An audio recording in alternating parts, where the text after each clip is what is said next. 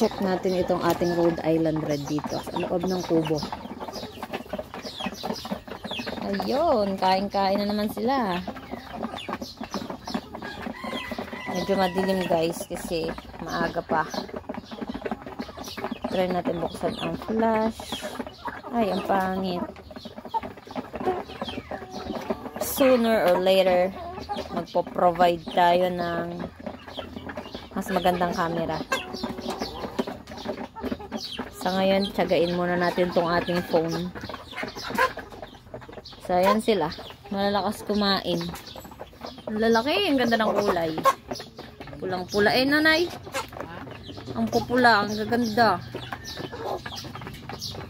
Oh. Ang lalakas kumain yan, guys. Ito nyo naman sa puwet, oh. Ang lalaki. So, pag uminit, tatry na natin ngayon silang palabasin dito sa free range area para naman nakita natin na tumatakbo-takbo itong mga ito.